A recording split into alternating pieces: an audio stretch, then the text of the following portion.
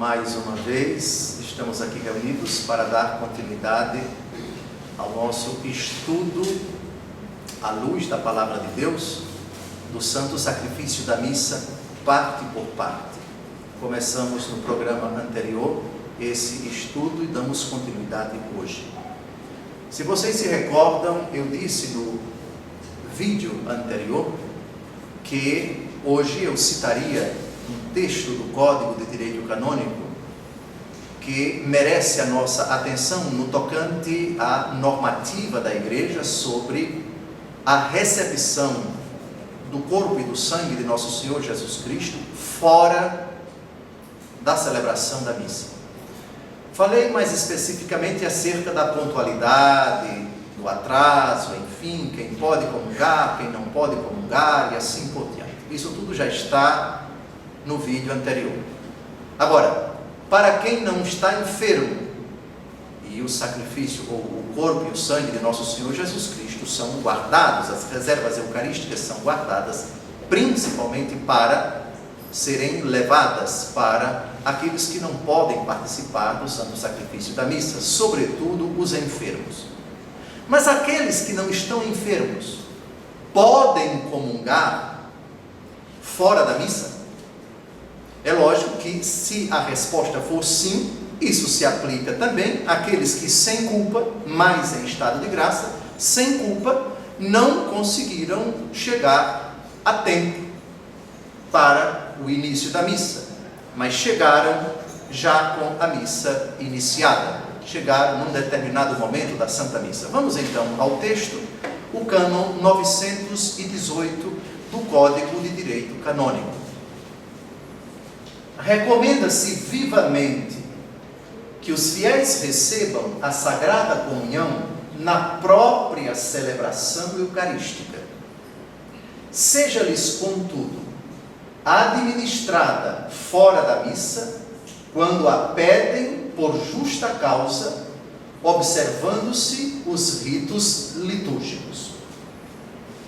Já que o corpo, sangue, alma e divindade de Nosso Senhor Jesus Cristo são-nos dados por meio da Igreja na celebração da missa, a recomendação para quem pode participar da missa, o normal, o comum, o ordinário, o mais adequado, o que se adequa à necessidade do católico, não somente de receber o corpo de Cristo, mas de participar ativamente do santo sacrifício da missa, é que a comunhão aconteça dentro da missa. Mas razões justas permitem que a pessoa receba a Santa Comunhão fora da missa. De novo, o texto. A recomendação é para receber a comunhão na própria celebração eucarística. É a regra. Todavia, quem a pede por justa causa fora da missa, desde que sejam observados os ritos litúrgicos, isso é permitido, isso é facultado. Dou-vos um exemplo. Tal pessoa reside próxima à igreja, encontra-se em estado de graça, vai fazer uma cirurgia, não está ainda enferma, procura a paróquia, lá se encontra o padre, ou então o ministro extraordinário da comunhão eucarística, e diz: eu desejo receber o santo sacrifício da missa. Então, existe nos livros litúrgicos um rito para a administração da Santa Comunhão fora da missa. Sejam observadas aquelas normas. É uma celebração da palavra que tem que ser feita. Se se trata do sacerdote ou se se trata do ministro extraordinário da comunhão eucarística. Se não me engano, este rito inclui a acolhida, o ato penitencial, a leitura da palavra de Deus, a oração dos fiéis, o Pai Nosso, e depois vem o rito da comunhão. Esse é o rito litúrgico previsto para a administração da Santa Comunhão fora da missa.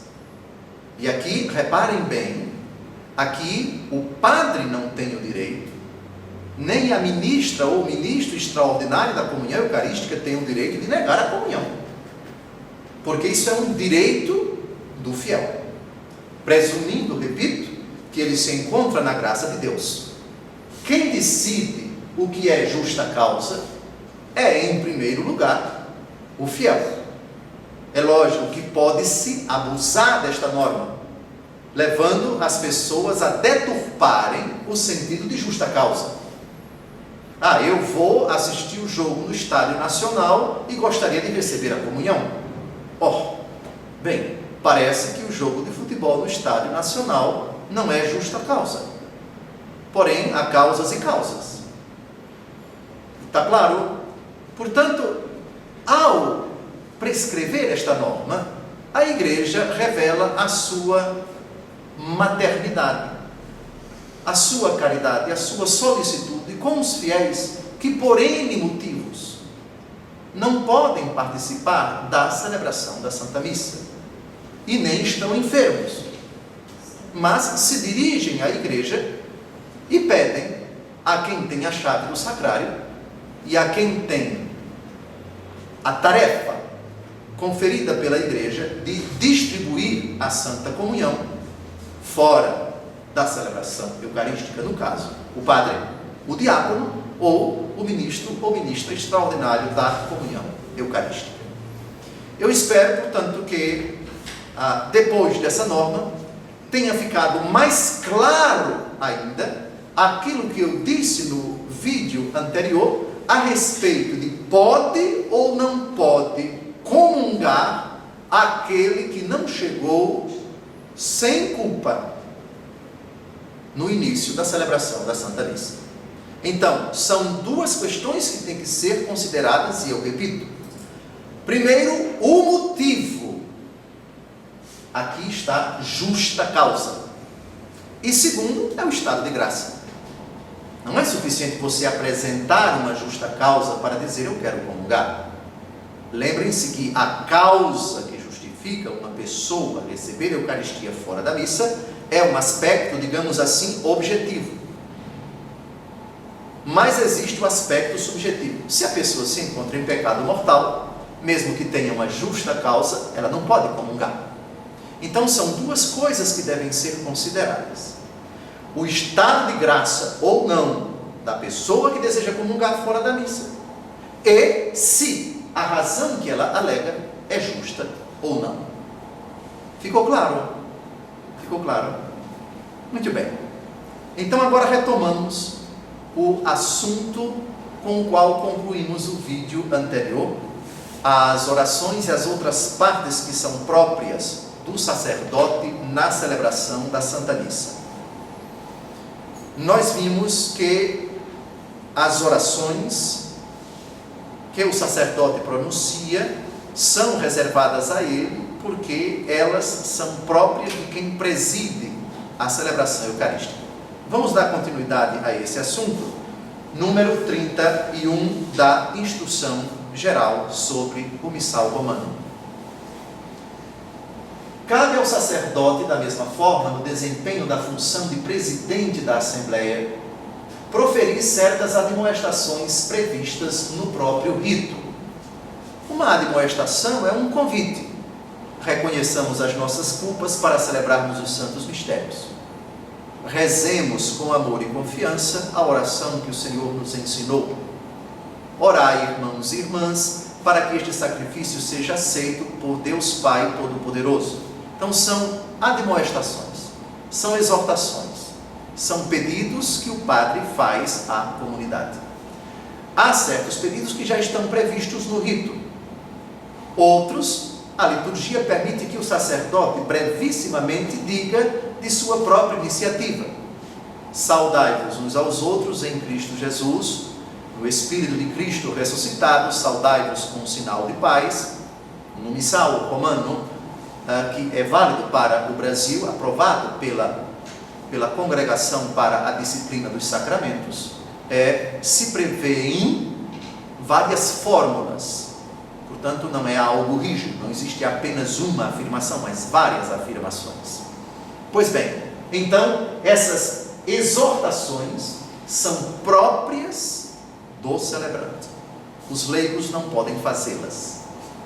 Quando estiver estabelecido pelas rubricas, o celebrante pode adaptá-las um pouco para que atendam à compreensão dos participantes. Reparem, há um pouquinho de flexibilidade para o sacerdote, digamos assim, criar. Mas vejam, é uma adaptação para que os fiéis atendam à compreensão dos participantes. Cuide, contudo, o sacerdote de manter sempre o sentido da exortação proposta no missal e a expresse em poucas palavras. Dou-vos um exemplo. Irmãos e irmãs, reconheçamos as nossas culpas para celebrarmos os santos mistérios. É uma exortação. Está prevista no missal. E tem outras exortações também, próprias para o tempo do Advento, próprias para o tempo da Quaresma, para o tempo do Natal, para o tempo da Páscoa e para o tempo comum. Mas o missal permite que o sacerdote diga com suas próprias palavras, contanto que ele não mude o sentido. Irmãos, aqui estamos reunidos, Deus sabe que nós somos pecadores. Um exemplo, que nós somos pecadores, a nossa miséria é do conhecimento dele, ele sabe que nós cometemos fragilidades. Apresentemo-las diante do Senhor com muita confiança e contritos supliquemos o seu perdão. Eu acabei de criar. É lógico que o sentido daquilo que eu acabei de falar não é diferente do sentido das exortações previstas no missal para o ato penitencial. Isso é importante para que alguém que talvez tenha aquela visão rígida de que só pode o padre falar o que está no missal, um escravo do que está escrito, isso não corresponde ao espírito da liturgia. Por outro lado, a igreja não permite que se mude. Querem ver um tipo de modificação, um tipo de alteração que destoa do sentido da admoestação, por exemplo, no ato penitencial? Irmãos, todos nós erramos. Todos nós erramos. A pessoa ficou somente nesse verbo, o verbo errar. Então vamos apresentar diante de Deus os nossos erros. Destoou. Destoou porque erro é uma coisa e pecado é outra. O erro é o equívoco. Nem todo erro é pecado. O erro é, na verdade, o não acerto. Eu não acertei. Mas muitas pessoas não acertam em boa fé. Quando a criança diz, sem culpa dela, que 7 vezes 7 é 48, ela errou, ela se equivocou, ela não mentiu, não teve a intenção de enganar. Isso é um erro. Mentira é outra coisa. Então é muito importante que a nomenclatura nossa na missa seja bem precisa, para evitar equívocos. Estamos tratando no ato penitencial de quê? De pecado. De pecado. Por isso, certos cantos penitenciais, vamos tratar depois dos cantos, eles falam de tudo, menos do pecado. Então, a adaptação que o missal romano prevê para o sacerdote nas admoestações tem essa cláusula. Mantenha sempre o sentido da exortação proposta no missal e a expresse em poucas palavras. Continuando o texto. Cabe ao sacerdote presidente também moderar a palavra de Deus e dar a bênção final. Moderação da palavra de Deus, o próprio nome já diz, modo. Moderar significa dar uma modalidade, dar uma feição. Ele pode, no início da liturgia da palavra, dirigir brevíssimas palavras para a liturgia da palavra de Deus. Tanto pode fazer isso uma vez só, ao longo de toda a liturgia, ele com breves palavras. A liturgia também prevê que ele faça ou que que se faça um comentário. Os comentários previstos no jornalzinho, por exemplo, que devem ser breves, vamos ver depois isto, são uma forma de aplicação disso. O sacerdote não faz, mas delega isso a um leigo para fazer, ou ele mesmo pode fazer. Mas também pode fazer uma breve alocução antes da primeira leitura, antes da segunda leitura, antes do Evangelho. Moderado, mas tudo com muita brevidade. Também poderá não fazê-lo. Pode, além disso, com brevíssimas palavras, introduzir os fiéis na missa do dia, após a saudação inicial e antes do ato penitencial, na liturgia da palavra, antes das leituras, na oração eucarística, antes do prefácio, nunca, porém, dentro da própria oração eucarística.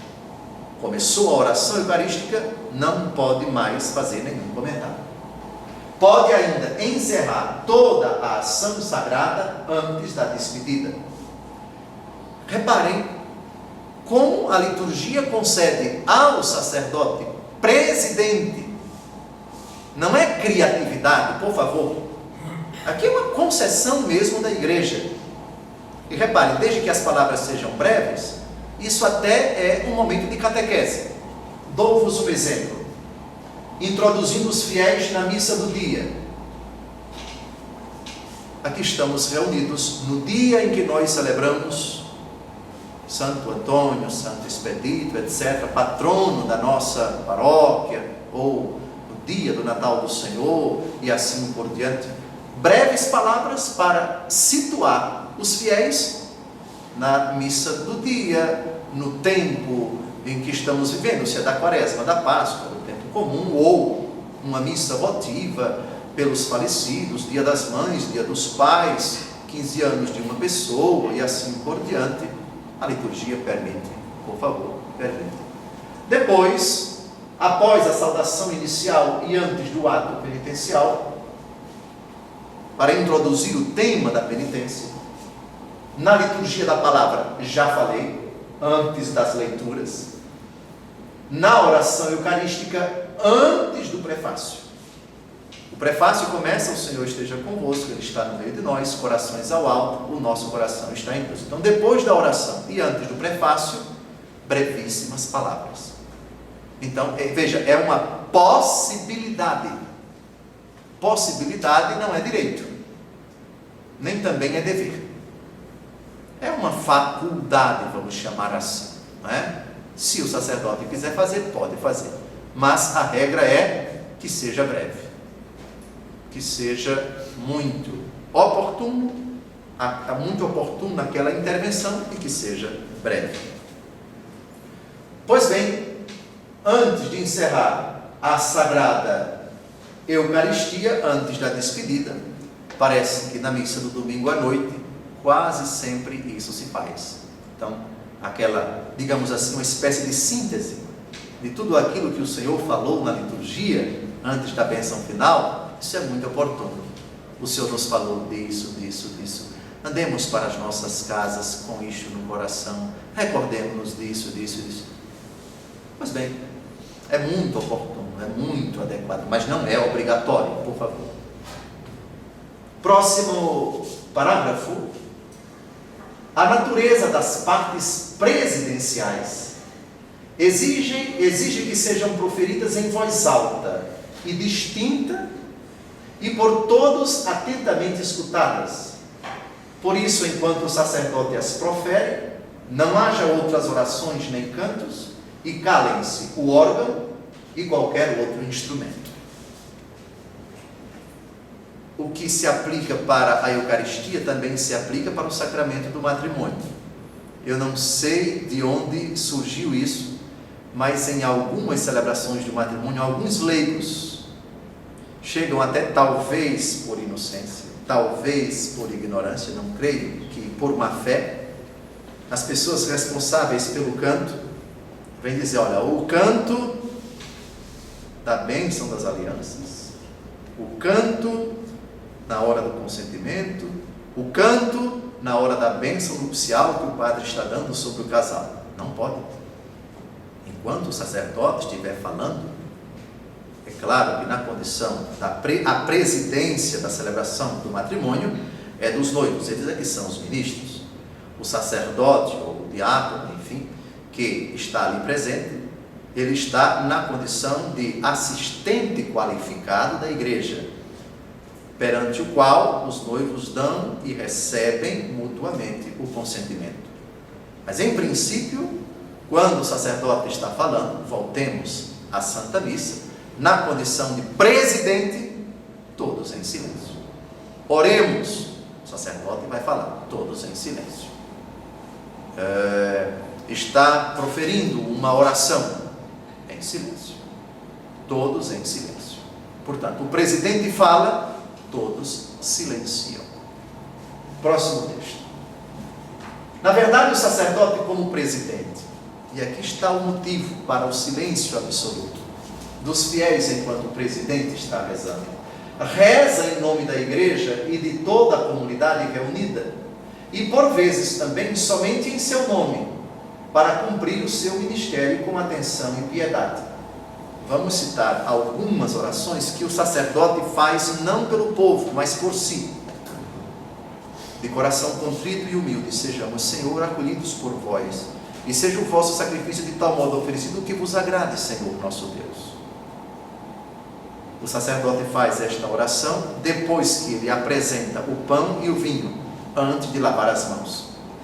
Quando ele se inclina diante do altar, perante as oferendas, que serão transformadas no corpo e no sangue do Senhor. Normalmente ele faz isso em silêncio. Depois ele se dirige para os assistentes para lavar as mãos e diz em silêncio: lavai-me, Senhor, das minhas faltas e purificai-me dos meus pecados. É uma oração que ele está fazendo só por si. Outra oração que o sacerdote não pronuncia em voz alta, mas pronuncia em silêncio porque está rezando por si, é antes do Cordeiro de Deus, quando ele se ajoelha. Senhor, é uma das formas. Senhor Jesus Cristo, o vosso corpo e o vosso sangue que vou receber não se tornem causa de juízo e condenação, mas por vossa bondade sejam sustento e remédio para a minha vida. Nesse momento, ele está rezando somente por si. Então, voltemos. O sacerdote, o presidente da celebração, reza em nome da igreja, a igreja toda espalhada nos 5 continentes, a igreja toda que se encontra também no purgatório, e em nome da comunidade ali reunida. Repare o alcance das orações que o presidente pronuncia na condição de presidente. Ele faz às vezes da igreja toda, a igreja que está aqui na terra, a igreja que padece, e por que não dizer, se bem que essa parte da igreja que não precisa de orações, também está unida a nós, a igreja triunfante. Estas orações, propostas antes da proclamação do Evangelho, na preparação das oferendas, e antes e depois da comunhão do sacerdote, são rezadas em silêncio. Exemplo de oração proposta antes da proclamação do Evangelho. Senhor Jesus Cristo, purificai os meus lábios, a minha inteligência, o meu coração, para que eu possa proclamar e explicar dignamente o Santo Evangelho. Naquela hora, quem participa da missa do domingo à noite, quando o presidente se levanta, todos já estão cantando, ele se dirige ao altar, faz uma breve inclinação, ali ele já está rezando, pedindo as moções do Espírito Santo, para proclamar dignamente o Santo Evangelho e logo em seguida pregar o Santo Evangelho com sabedoria, com unção, com piedade, com fidelidade ao texto, na fidelidade à igreja e assim por diante. Exemplo, na preparação das oferendas, eu já falei, lavai-me, Senhor, das minhas faltas, ou de coração contrito e humilde, sejamos, Senhor, acolhidos por vós, etc. E antes e depois da comunhão, não é? E, pois bem, são rezadas em silêncio. Alguém pode dizer: Dom José, eu já ouvi tal sacerdote pronunciar essas orações em voz alta. É errado? Não, não é errado. Mas o missal prevê que elas sejam rezadas em silêncio. Convém que sejam rezadas em silêncio. Eu, aliás, iria um pouquinho mais. Devem ser rezadas em silêncio. Porque está previsto no missal. É próprio daquela oração o silêncio. O sacerdote deve pronunciá-las em silêncio. Outras fórmulas que ocorrem na celebração. Sendo a celebração da missa, por sua natureza de índole comunitária, assumem grande importância os diálogos entre o sacerdote e os fiéis reunidos, bem como as aclamações, pois não constituem apenas sinais externos da celebração comum, mas promovem e realizam a comunhão entre o sacerdote e o povo. Houve quem, talvez querendo se adequar à linguagem moderna, houve quem falasse em interação. Vamos evitar essas expressões que não são estritamente litúrgicas e teológicas, mas comunhão. O diálogo é de extrema importância na celebração da Santa Missa, porque favorece precisamente a comunhão que deve existir entre o sacerdote e o povo. Alguns exemplos: o Senhor esteja convosco, Ele está no meio de nós. Corações ao alto, o nosso coração está em Deus. Demos graças ao Senhor nosso Deus. É nosso dever e a nossa salvação. Pois bem, esse diálogo é previsto. Um fala, o outro responde, não é? A paz do Senhor esteja sempre convosco. Ele está no O amor de Cristo nos uniu, enfim. Pois bem, então, o diálogo, a índole comunitária, se traduz de forma especial nos diálogos entre o sacerdote e os fiéis reunidos. As aclamações, que são proclamadas por todos. Aleluia, aleluia, aleluia. O canto de aclamação é uma dessas modalidades de aclamação. Isso é previsto na oração eucarística quinta, que está contida no missal romano. Nós temos, no decorrer do próprio prefácio, algo que é muito oportuno também. Vejamos aqui: mandai vosso Espírito Santo a fim de que as nossas ofertas se mudem no corpo e no sangue de nosso Senhor Jesus Cristo. Mandai vosso Espírito Santo. Mais na frente, protegei vossa igreja que caminha nas estradas do mundo rumo ao céu, cada dia renovando a esperança de chegar junto a vós na vossa paz. Caminhamos na estrada de Jesus. Se nós repararmos bem, tem um grande significado. A comunidade vai respondendo aquilo que o sacerdote vai proferindo. É, de certa forma, um amém, um assim seja, um é verdade. A comunidade está integrada na própria oração eucarística, nas respostas que ela dá a determinadas afirmações da própria oração eucarística. Próximo.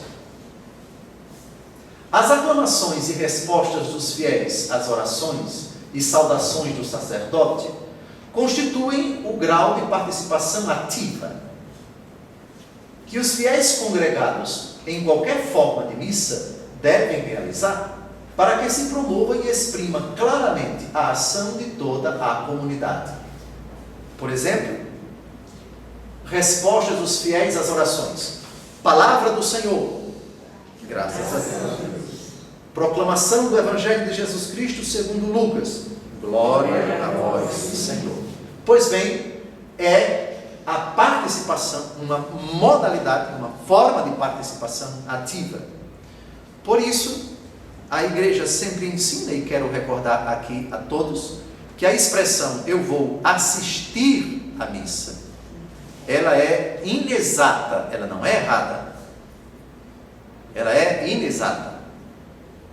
Porque o verbo assistir significa contemplar.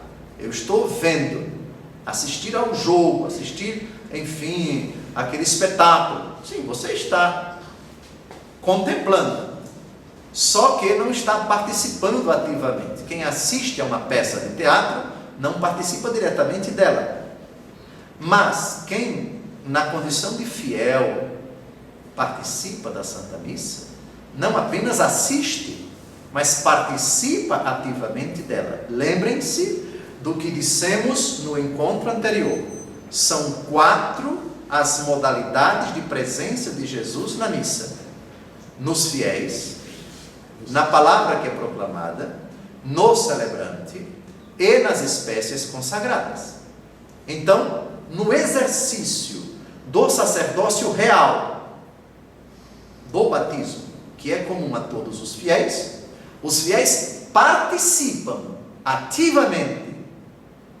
Pode-se até dizer: eu vou celebrar a missa. Não é errado.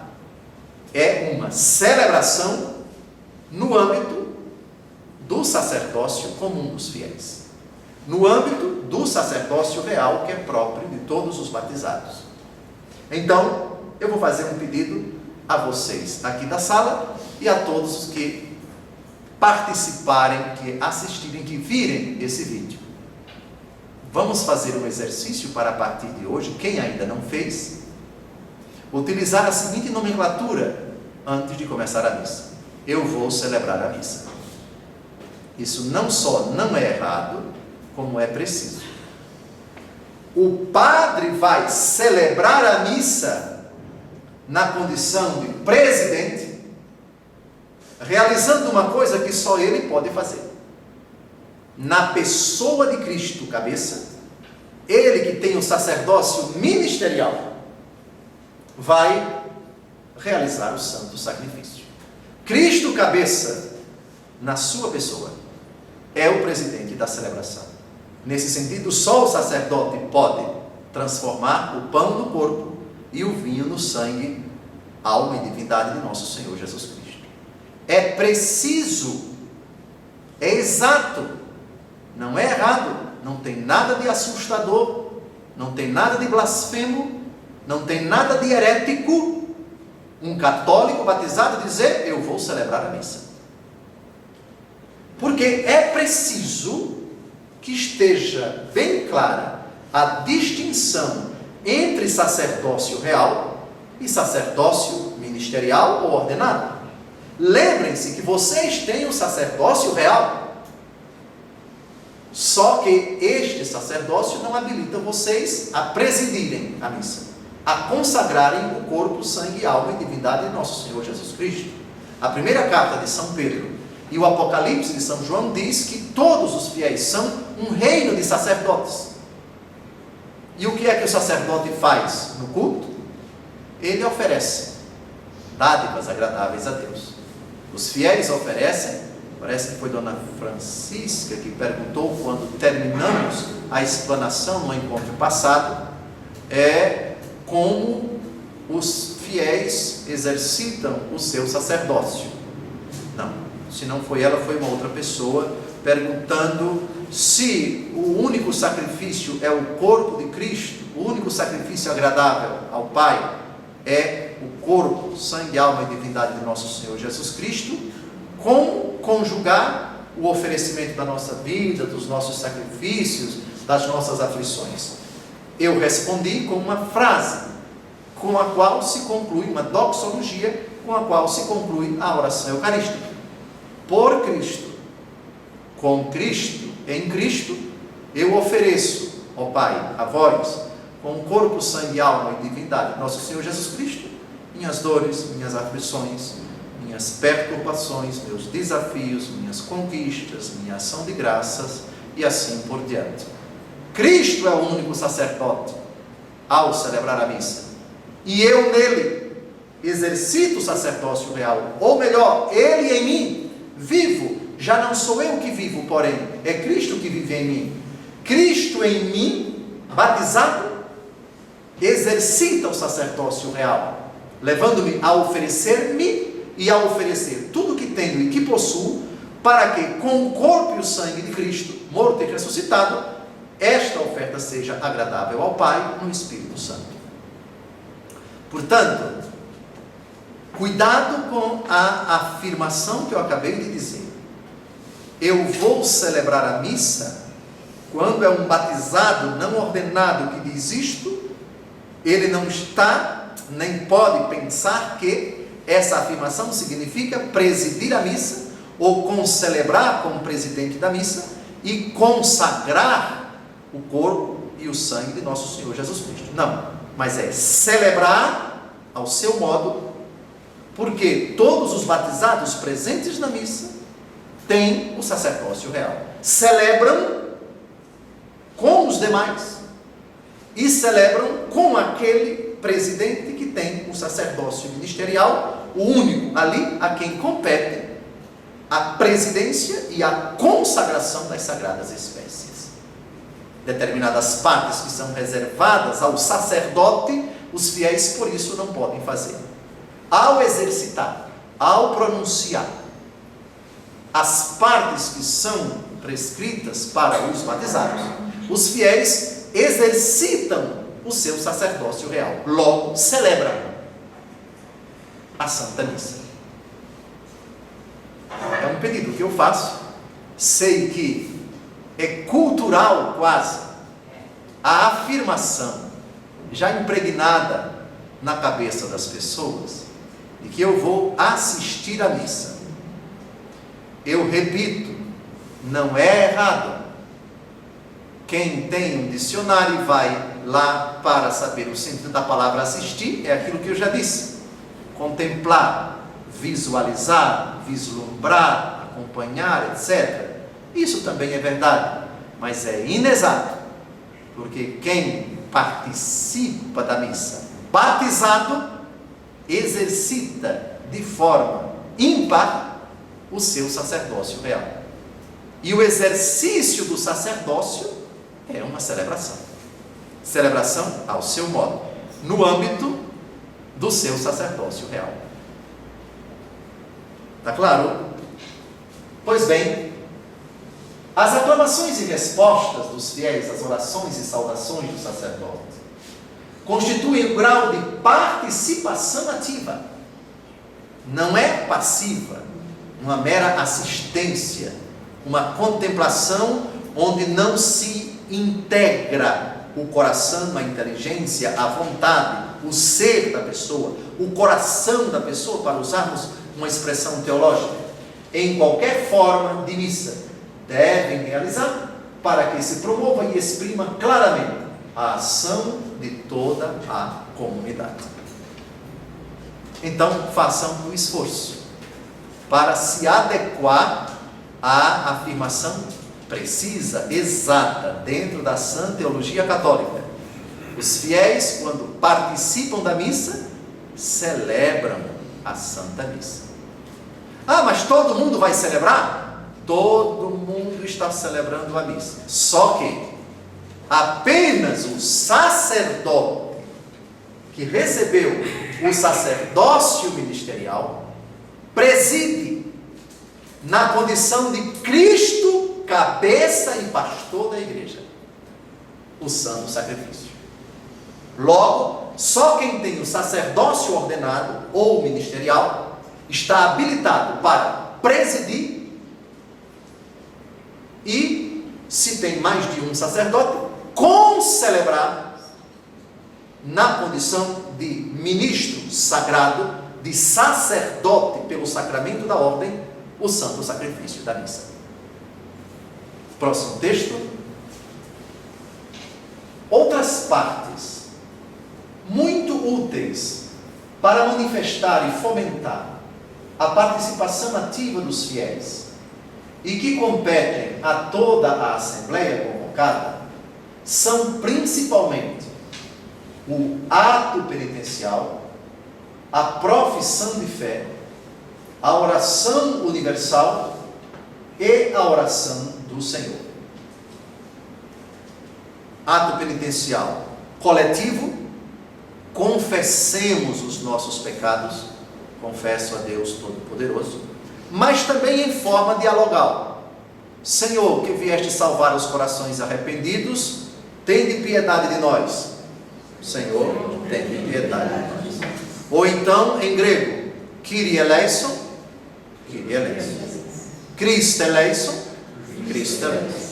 Kyrie eleison, Kyrie eleison. Pois bem, então, é uma participação ativa dos fiéis. Profissão de fé, ela pode ser dialogada. Uma parte da assembleia recita o lado direito, o lado esquerdo, enfim, não é proibido. Ou o sacerdote, com mais alguns fiéis, enfim. Ou então todos recitam juntos a profissão de fé. A oração universal, estamos aqui diante da oração dos fiéis. Universal, no sentido de que, naquele momento, toda a comunidade reunida, de certa forma representando o universo contido naqueles pedidos, reza-se pelo Santo Padre, o Papa, pelos bispos, pelos sacerdotes, pelos religiosos, pelas almas do purgatório, pela conversão dos pecadores ou por necessidades especiais, por pessoas, pelo descanso eterno de A, de B, pela saúde de fulano, de Beltrano, enfim, a oração que assume, que apresenta a Deus todas as necessidades, daí vem a palavra universo, e a oração do Senhor, o Pai Nosso, que deve ser recitada por todos. Tanto é que a segunda palavra dessa oração evoca exatamente isso. É uma oração que na Assembleia não é reservada a uma pessoa, mas a todas. Pai Nosso. Próximo texto. Por fim, dentre as outras fórmulas, algumas constituem um rito ou ato independente, como o hino do Glória, o salmo responsorial, o Aleluia, e o versículo antes do Evangelho, o Santo, a aclamação da anamnese e o canto depois da comunhão.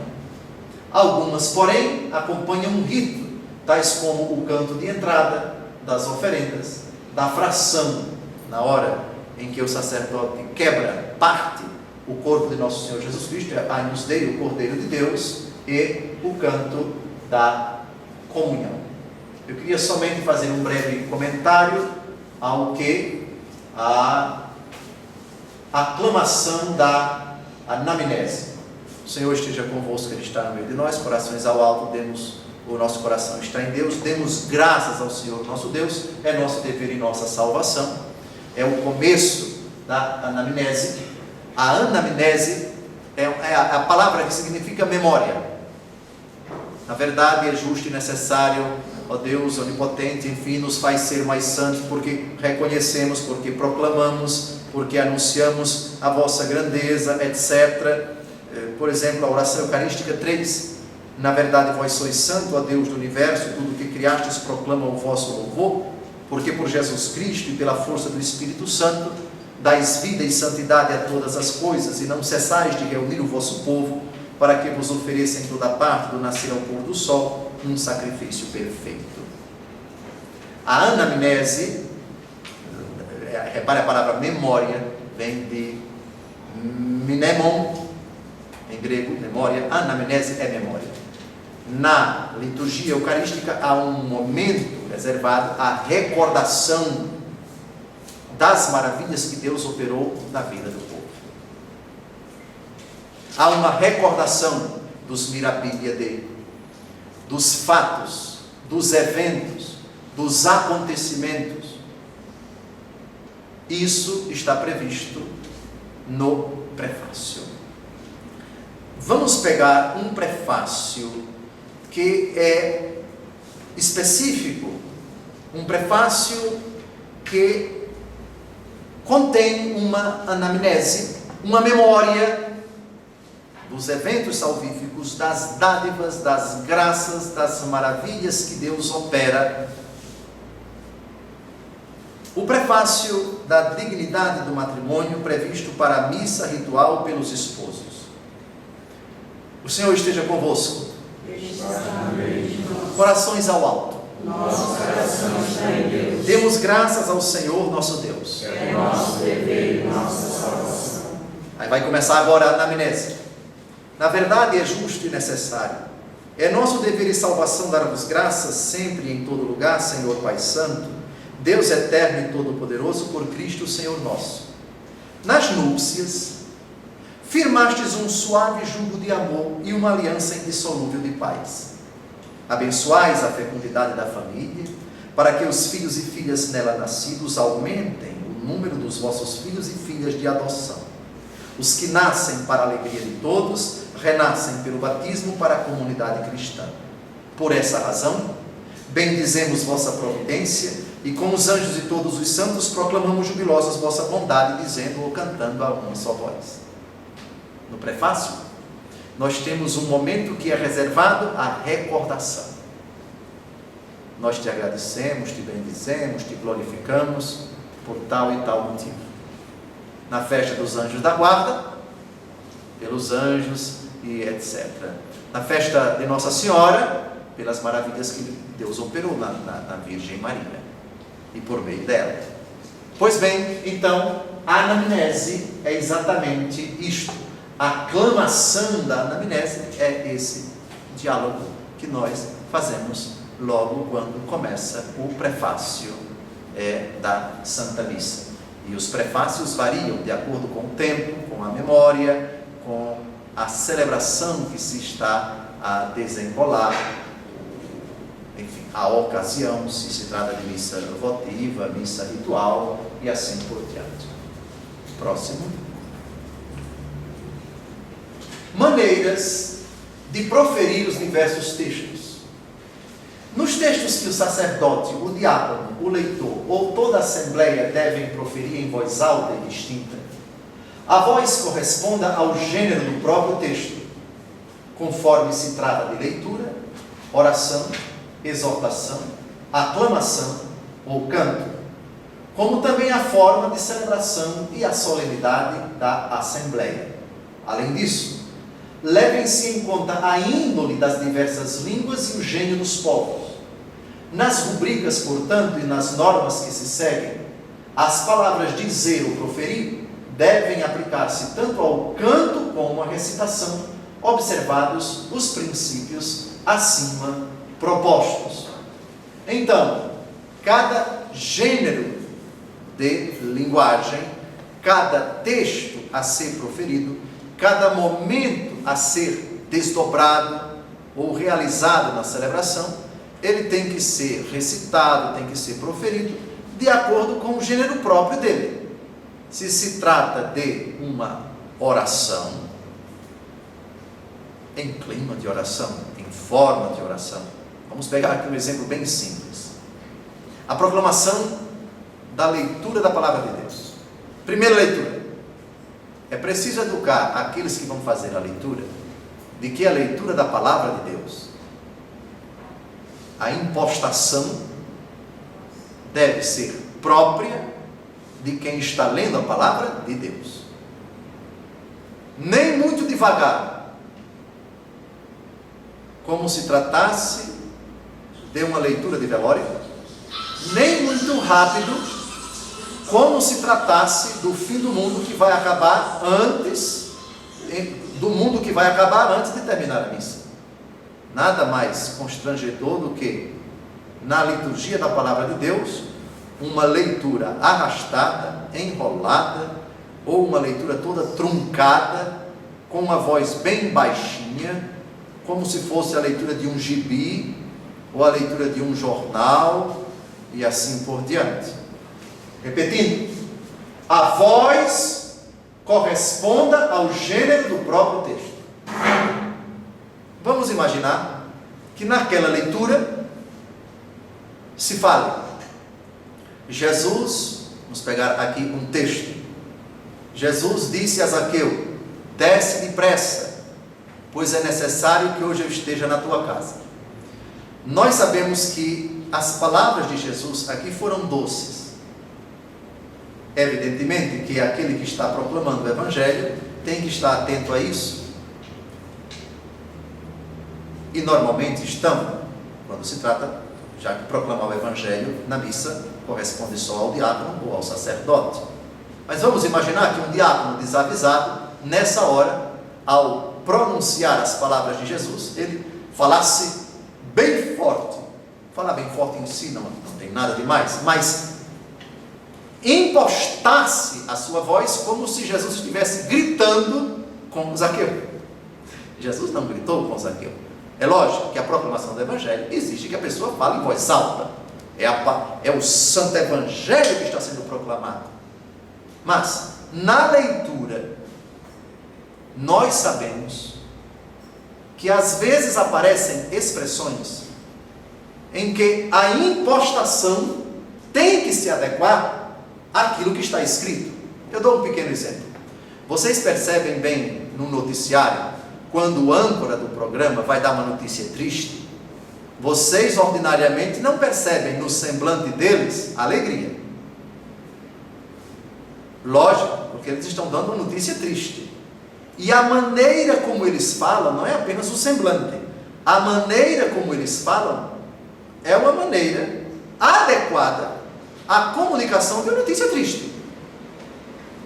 Por outro lado, eu imagino que deve ter acontecido em todos os noticiários do Brasil, ao comunicar que o meu Fluminense ganhou o título do campeão do ano passado, o semblante é de felicidade, a não ser que se trata de um vascaíno, ou de um flamenguista, ou de um corintiano, aí a notícia é triste.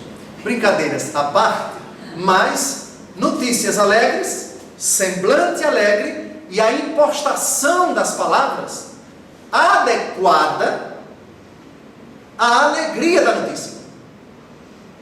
Isso também se aplica à Santa Missa. Uma leitura do anúncio da Páscoa na vigília pascal tem que exigir do leitor que ele empenhe a alegria ao pronunciar aquela leitura. Afinal de contas, estamos no anúncio da vigília pascal. Jesus ressuscitou. Outra coisa é a leitura da sexta-feira da paixão. Claro que o que se celebra na ação da paixão e morte do Senhor é o Cristo que morreu e está vivo. Todavia, o nome oficial é ação litúrgica da paixão e morte do Senhor. Celebramos o Cristo vivo, mas naquele dia comemoramos particularmente a sua morte. A impostação, a maneira de pronunciar as leituras, tem que ser, repito, conforme a leitura, a oração, a exortação, a aclamação. Bem, eu termino, eu penso que já dá para terminar, recordando a todos vocês que existe, por que não dizer, uma arte celebrativa.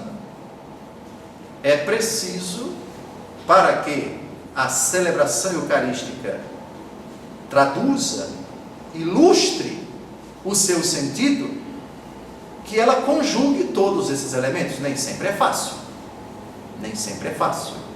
mas como se trata de muitos celebrantes e como se trata de muitas intervenções, a Igreja, mãe e mestra, recorda esses princípios.